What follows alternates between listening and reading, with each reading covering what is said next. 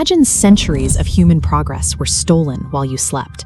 The answers to questions that took European scholars thousands of years to piece together were already written down, proven, and catalogued on the Egyptian coast, long before the Middle Ages began. In 283 BC, where the Nile meets the Mediterranean, Alexandria was built with a singular goal: to unite the intellectual output of the entire known world. At the center of this project stood the Mouseion, housing the Great Library. The Ptolemaic rulers mandated knowledge. A royal decree demanded that every ship entering the harbor surrender any scrolls on board.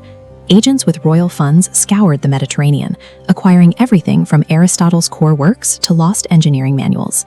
The library kept the originals and returned copies to the owners. This diagram shows the exact geometry required to measure a planet. In 240 BC, Eratosthenes used this method, a stick, a shadow, and some math, to calculate the circumference of the Earth to within 1% accuracy. 17 centuries before Columbus set sail, a librarian in Egypt knew exactly how big the globe was. The discoveries compounded. Aristarchus proposed a solar system where the Earth revolved around the sun. Herophilos mapped the nervous system and brain with an anatomical precision that European medicine would not match for another 1,500 years. By 70 AD, the mechanics for mechanized power were sitting on a table in Alexandria. Hero of Alexandria built a functional steam engine, a rotating sphere driven by pressurized vapor escaping through two bent nozzles. Alexandria functioned as a concentrated engine of technological advancement. For 5 centuries, it served as the point where the world's greatest minds pushed human knowledge to its furthest edge. The erasure of this knowledge was an agonizing process of neglect and deliberate destruction that stretched across 500 years, carried out by multiple empires. A major fracture happened in 48 BC, during Julius Caesar's military campaign. A fire in the harbor spread to waterfront warehouses, destroying tens of thousands of scrolls stored near the docks. 3 centuries later, Emperor Aurelian launched a military assault on the Mouseion district, which permanently shattered the library's original scholarly infrastructure. Losing these texts had physical consequences.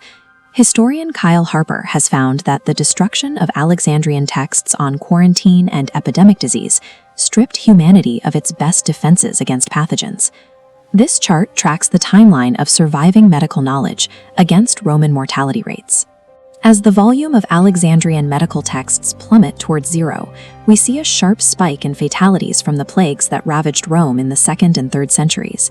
The Roman Empire lost the ability to manage mass illness because the blueprints for advanced medicine had been destroyed. These fires didn't just stall progress, they likely cost millions of lives. In 391 AD, Emperor Theodosius outlawed pagan temples. This decree triggered the destruction of the Serapeum, a daughter library that functioned as the final repository for much of the original collection. The final blow came in 415 AD, with the assassination of Hypatia, the city's last great mathematician and astronomer. She was murdered in the street by a radicalized mob.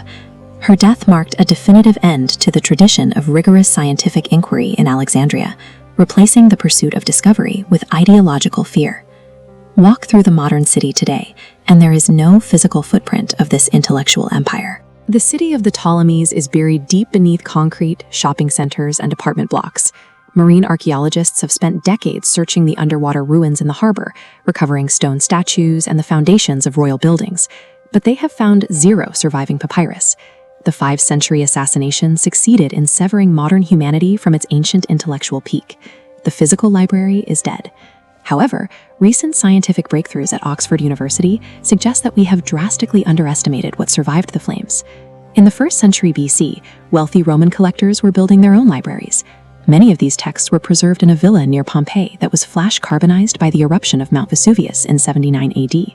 For centuries, these scrolls were unreadable charcoal lumps. To touch them was to turn them to dust, leaving the ink inside permanently sealed. This 3D scan illustrates how the 2023 Vesuvius Challenge used artificial intelligence and multispectral imaging to virtually unwrap the ash. The software detects subtle changes in density where ink was applied, reading the interior layers without ever touching the fragile carbon. The successful decoding of lost philosophical works from writers like Epicurus reveals that Alexandrian texts were being copied and moved into private collections across the Mediterranean well before the fires reached the Great Library. This pattern suggests that certain categories of knowledge were deliberately preserved. Ancient sources hint that advanced mathematics, astronomical data, and engineering principles were moved by scholars who recognized the city's impending collapse. While the Great Library fell, its contents remained in circulation.